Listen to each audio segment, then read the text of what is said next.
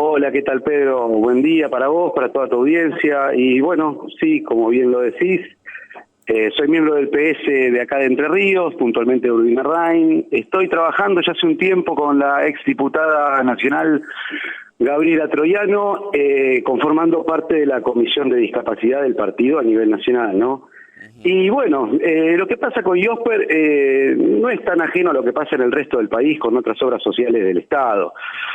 El problema es que, si bien IOSPER viene no cumpliendo en general con todos sus afiliados, ha pasado justo que hace 2 días hubo un cese de la atención con IOSPER de todos los profesionales médicos en la provincia, porque, bueno, atrasos en los pagos, atrasos en el nomenclador, cuando hay aumentos, bueno, y pacientes oncológicos que no reciben medicina, lo mismo con diabetes. La situación con IOSPER es muy complicada en general para todos los afiliados. Pero ¿qué pasa acá? En el tema de discapacidad, las personas con discapacidad son uno de los colectivos más vulnerados de la sociedad.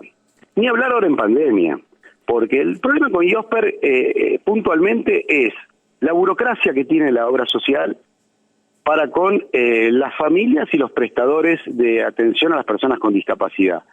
Cuando uno creería que una familia que tiene una persona con discapacidad se le modifica su vida, porque es así, cuando vos tenés un hijo, un hermano, un padre con una discapacidad, te modifica tu vida porque la discapacidad hace que tengas que asistirlo de alguna forma, ayudarlo a realizar sus tareas, ya sean físicas o de neurodesarrollo. La obra social, en vez de acompañar a esas familias, pareciera que le pone trabas a propósito, buscando, a veces uno termina pensando que quieren que la gente que puede económicamente y haga el esfuerzo se vaya a una prepaga, porque el nivel de burocracia es tan grande que hay gente que se cansa, que no saca el CUD, que es el Certificado Único de Discapacidad, por los trámites que hay que hacer. Y bueno, y el gran problema que hay ya desde más del año pasado, porque el año pasado ya hubo marchas contra IOSPER por atrasos en los pagos.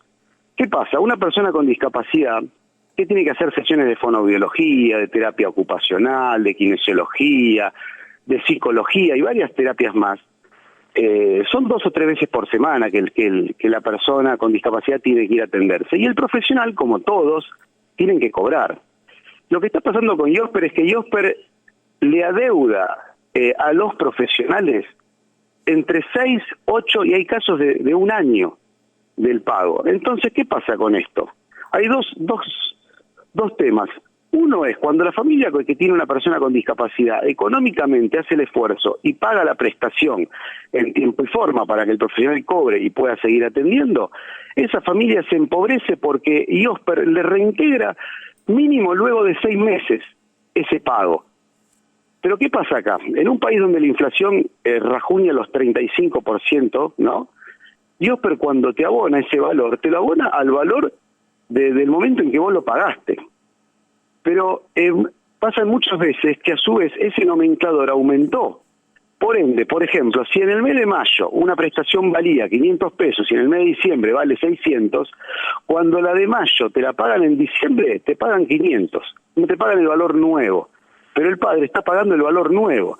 Entonces, no solo que el padre tiene que hacer ese esfuerzo durante esos meses pagando de su sueldo, de su bolsillo, esa prestación que debe haber pagado IOSPER en tiempo y forma, sino que cuando IOSPER se la devuelve devaluada. Entonces ya la familia se está empobreciendo por ese lado. Segundo, es el grado de estrés que genera, porque una persona con discapacidad hay que llevarla a una terapia, ir a buscarla, traerla. Hay muchas reuniones que los padres tienen con esos profesionales. Entonces, lo humano sería que la obra social, sobre todo que depende del Estado, acompañe a esas familias, que haga de contención, y no que al contrario, le genere una carga emocional y de estrés impresionante.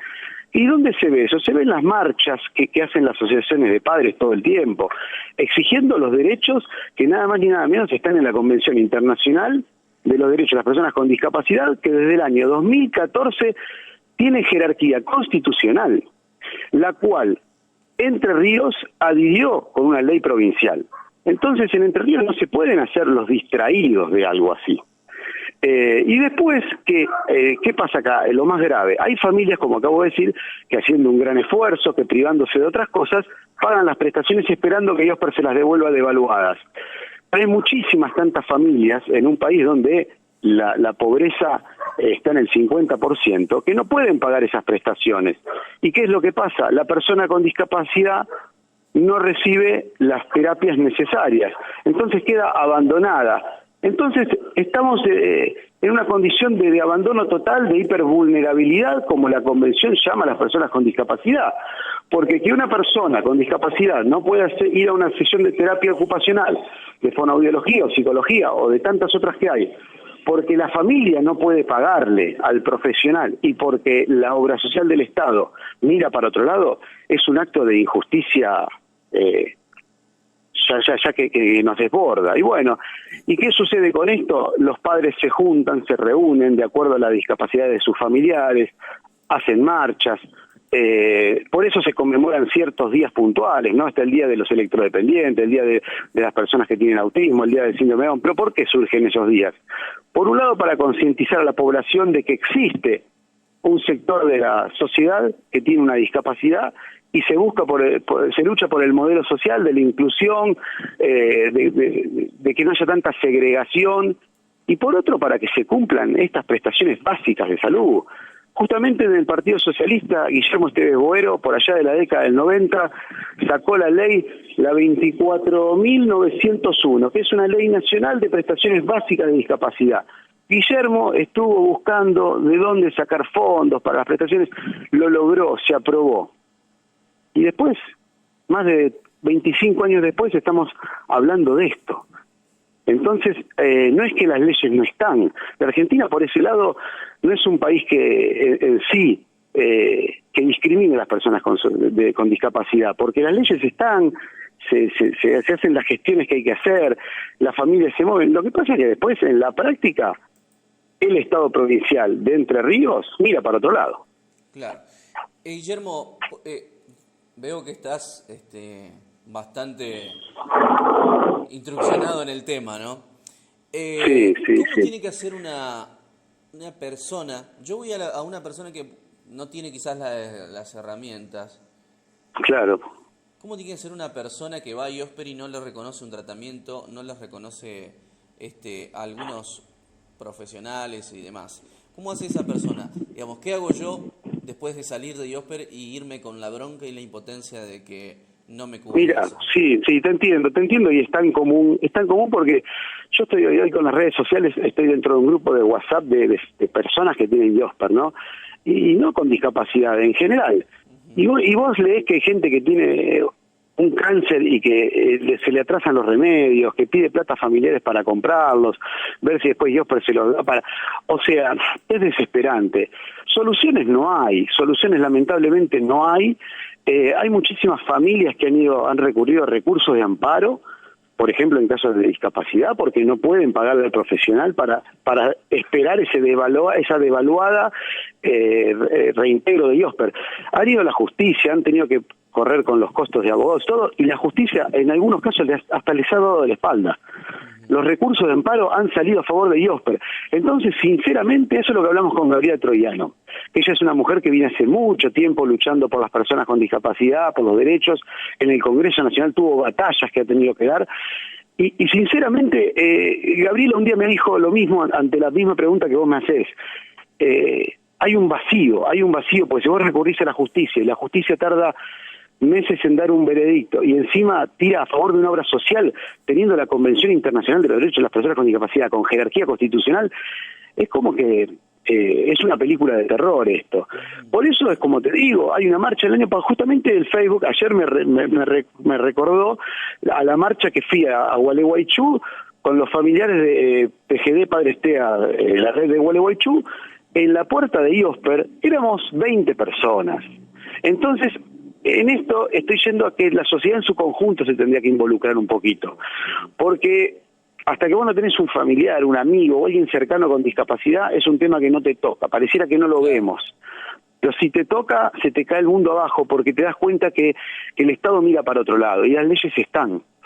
¿Qué tiene que hacer una persona que no tiene información? Primero tiene que ir a IOSPER. si tiene una persona con discapacidad, antes que eso tiene que sacar el CUD, que es el Certificado Único de Discapacidad. Y el CUD lo que te da es el poder de que el 100% de las prestaciones están cubiertas. En la teoría, ¿verdad?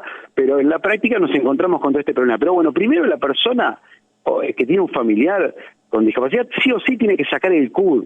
Hoy en Internet, en Internet está muy explicado. Si no, bueno, que te llamen a la radio, si hay alguien escuchando y me quieren contactar, no tengo problema en pasar información. Pero el CUD en cualquier municipio se puede sacar, o te van a decir que es un municipio cercano a sacarlo. Es una entrevista que se hace con la persona con discapacidad, si es que se puede acceder con ella al lugar. Después vas a IOSPER, y en IOSPER no te pueden negar las prestaciones. Lo que sí va a pasarle a toda esta gente es que le den un montón de vueltas en que papelerío, y hay mucha gente común que no sabe llenar esos formularios, papeles, algunos son engorrosos. Entonces ahí tenés que empezar a recurrir a ayuda, y lamentablemente esas ayudas las encontrás en las asociaciones de padres. Es así, por eso están creadas, ayudan muchísimo, han logrado justamente las asociaciones que se aprueban leyes, porque no nos creamos que la Convención Internacional tiene jerarquía constitucional porque nuestros diputados senadores son tan inclusivos, sino porque hay luchas de padres atrás de todo esto. Claro. ¿No? Está pasando justamente ahora con el tema del aborto legal o clandestino. Si está pasando lo que está pasando, que es histórico en el país, es porque hay una movilización de mujeres, sobre todo el colectivo de mujeres de Ni Una Menos y otros colectivos más, donde están empujando por esta lucha. Y en la discapacidad es lo mismo. La ley del autismo, cuando se aprobó a nivel nacional, fue porque justamente los 2 de abril, las marchas con las remeras azules, los globos, tratar de concientizar a la sociedad, y ahí se aprueba esa ley. Que dicho sea de paso, en Entre Ríos no está. El otro día una madre de TGD Palestina Gualeguaychú, en la ciudad de Gualeguaychú, a Bordet le entregó en mano un pedido, yo tengo la carta, no la tengo acá a mano para leerla, un pedido donde dice a Bordet que por favor adhiera a la provincia a esa ley de autismo. ¿Qué dice esa ley de autismo? Que el Estado tiene que garantizar desde la detección temprana del autismo, porque no es un síndrome que cuando el bebé nace vos lo detectás, se detecta recién prácticamente a los 2 años. Entonces, la detección temprana, las herramientas a los profesionales de la salud para que lo puedan detectar, que se cubra el 100% de las prestaciones. Fíjate que está pidiendo una ley puntual para una discapacidad cuando tenemos la ley general de discapacidad. Claro. Y eso, ¿qué denota? Que no se cumplen las leyes. Entonces, a estas familias que yo me pongo en lugar de ellos deben estar desesperados, que no saben para dónde ir, lo ideal sería que si necesitan información que busquen asociaciones de padres que nucleen a ese sector de discapacidad. Y Pedro, hay algo para decir puntual que no quiero que se me escape. Estamos en una pandemia que viene desde 15 de marzo, si no me equivoco, 12, 13. Bueno, a las personas con discapacidad, esto ya va más allá de Dios, pero esto ya va a nivel nacional, ¿no? Que es uno de los sectores más vulnerados, de hipervulnerabilidad, como le dice la Convención Internacional, los han dejado de lado. Y esto, lo que pasó en pandemia, es un claro ejemplo de que los políticos que gobiernan, obviamente, no militantes políticos, los políticos que están con cargos, con funciones, que cobran sueldos por arriba de 200.000 pesos, no les importa el colectivo de discapacidad. ¿Y por qué digo esto? Porque justamente Gabriela Troiano, con otros, conversando con diputados que están en actividad y con senadores, venía luchando para sacar un proyecto de que se le otorgue a todas las personas con discapacidad, o sea, el que tiene el CUD, el Certificado Único de Discapacidad, no importa si su familia es clase media, alta o baja, porque la familia no tiene por qué hacerse cargo de los gastos. La familia contiene, acompaña, le da amor, ¿no? Pero no de los gastos. De que se le otorgue la tarjeta alimentaria y o el IFE, ya que el IFE se lo han dado a tantas personas donde tampoco le ha alcanzado, porque conozco monotributistas que con 10.000 pesos no pueden hacer nada cuando tuvieron cerrados o el local o su actividad. Pero bueno, a las personas con discapacidad no les han dado nada. O sea, no les han dado ni el IFE ni la tarjeta. Y Gabriela presentó acá, presentó allá y nunca lo tomaron para aprobar. Ya estamos en diciembre, en cualquier momento se puede hasta levantar todo esto y se las ha olvidado, se las ha tachado. Entonces es muy triste, es muy triste. En estos casos nos damos cuenta que si bien toda la población, porque si estamos hablando de que hay casi un 50% de pobres en la Argentina, en pandemia la ha pasado muy mal, los niños, las niñas las han pasado muy mal. Imagínate lo que es las personas con discapacidad, ¿no? Donde las pensiones nacionales y provinciales no existen. Una pensión de discapacidad que cuesta muchísimo tiempo y papelerío, sobre todo para que te la otorguen, son 1.200 pesos por mes. Con 1.200 pesos por mes, ¿quién puede comer? Guille, nadie. Sí, Pedro. Nosotros acá, lo que recibimos mucho, lo que nos por ahí nos consultan, sí. La gente está confundida en pensar que IOSPER es parte del gobierno. ¿Podrías explicar un poquito qué es el IOSPER para que entienda la gente? Saben que es una mutual, pero piensan que Bien. es manejado directamente por el gobierno provincial. Sí, a ver, no está manejado por el gobierno provincial, pero es la obra social que nuclea a todos los empleados del Estado. Por eso el gobernador no puede mirar para otro lado. Acá hay una mesa directiva, que Cañete es el director, ¿no? El titular.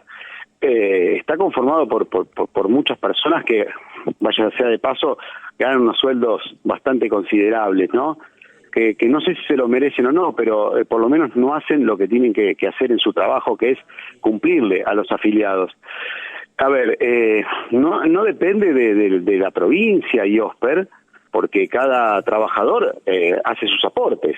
Claro. Pero ¿qué pasa? Esos aportes, si el trabajador quiere irse a una prepaga, IOSPER no permite que se vaya, son cautivos. Entonces esa plata sí o sí se la quitan al trabajador estatal, ya sea una maestra, un profesor, un policía, ¿no? Se la quitan y la tienen, está cautivo. IOSPER después no cumple. Bueno, acá tendría que intervenir el gobernador, porque si bien las prestaciones de salud no dependen de los impuestos, ¿no?, que genera la provincia, tampoco pueden mirar para otro lado. ¿Se entiende sí. La relación que hay? O sea, es cierto, no depende, no sale de los impuestos que pagamos todos, el servicio de la obra social de IOSPER, no sale de un impuesto rural, de un impuesto inmobiliario, de todos los impuestos que pagamos. Pero la realidad es que yo me pongo en el lugar del gobernador y no puedo mirar para otro lado ante esta situación, ¿no? Claro. O sea, por ejemplo, lo que hablamos con los colectivos de las personas con discapacidad, las prioridades. O sea, ¿cuáles son las prioridades para la provincia? Hay muchos gastos en la provincia, burocráticos, muchos de ellos, que se podrían obviar, sobre todo en pandemia, y uno los ve. Ni hablar cuando estamos en época de elecciones, la plata que se gasta en las campañas publicitarias. La última elección a candidato a gobernador, los dos partidos, el que ganó y el que salió segundo, empapelaron toda la provincia. Había spots en YouTube, en televisión, en radio. Toda esa plata, ¿quién era oficialismo, que fue reelecto? Yo entiendo que a ver, no va a ir a IOSPER porque no le corresponde que vaya a IOSPER, pero en una situación de hipervulnerabilidad en la que estamos, ¿cómo puede ser que el Estado provincial no pueda asistir, ayudar, contribuir, ver un préstamo, no sé? ¿Se entiende? No pueden mirar para otro lado. Entonces, si bien no corresponde que el gobierno provincial se haga cargo de todas estas fallas que tiene la obra social, tampoco pueden mirar para otro lado. Y es algo que vienen exigiendo, no yo que soy un militante de un partido político, no, las asociaciones de padres. Justamente el otro día que esta mujer de PGD Padres Tiago Leuchu le da la carta a Bordet, una fue reclamando por el IOSPER y otra fue para que aprueben la ley provincial de autismo. Pero la otra carta era por el mal funcionamiento de IOSPER. Las asociaciones de padres están pidiendo al gobernador que intervenga, que haga algo, ¿se entiende? Bueno, Guillermo, agradecerte el contacto con nosotros a esta hora, un domingo, y que nos muchas gracias a ustedes. Todas estas cuestiones que por ahí nosotros no las manejamos o la gente por ahí no las comprende. No, seguro, Pedro. Esto es así. Yo tengo un nene, yo tengo 2 hijos, mi hijo más chico, hoy tiene 7 años, a los 2 años se le diagnosticó que tiene trastorno del espectro autista. Y sinceramente yo hasta ese momento era un militante más, me interesaban los derechos humanos, dentro del socialismo ya sabemos cuáles son los valores que tenemos, pero el tema de discapacidad tampoco lo manejaba mucho, porque justamente yo tengo 43 años, venimos de una educación donde no se vive hablando de inclusión social, de discapacidad y todo. Uno lo hace porque uno tiene cierto sentimiento y milita en un partido donde justamente las luchas sociales son una bandera, ¿no? Pero sinceramente hasta que no te llega, hasta que no te toca, no te empapás en este tema. Entonces jamás uno podría pedirle a la gente común decir no sean egoístas, ayúdennos, acompáñennos, no. Lo único que uno le pide es que la gente trate de escuchar estas cositas para interiorizarse un poco y tener un poco más de empatía, porque lo que se pide es empatía, es ponerse un poquito en el lugar del otro. Nadie dice tenés que dar lo que vos tenés, no, es tener empatía, si hay una marcha, una lucha, no criticar tanto. A ver, ¿por qué están marchando? La gente tiene ganas de marchar. Los padres, por ejemplo, de personas con autismo, tienen ganas de estar enfrente de una obra social, con un bombo, con un cartel. Están reclamando por derechos. Entonces, está buenísimo el espacio que ustedes me dan, no importa que sea un domingo, está buenísimo porque toda la gente que nos pueda estar escuchando, algo les puede quedar, ¿no? Alguna palabrita de las que estuvimos hablando nosotros les pueda quedar, y eso suma muchísimo hoy en día. Así que, Pedro, yo te tengo que agradecer a vos y a toda tu audiencia justamente por estar escuchándonos, y bueno, y esperemos que algún día cambie un poquito todo esto, ¿no? Guillermo, si esto continúa así, ¿para dónde vamos? Sí. Y lamentablemente no tengo una respuesta para darte. ¿Para dónde va? Si yo te comentara lo que dicen algunos padres y madres, es desgarrador, ¿no? Ya hemos visto siempre algún caso aislado que alguna persona por una lucha social que no se cumple se encadena al Congreso.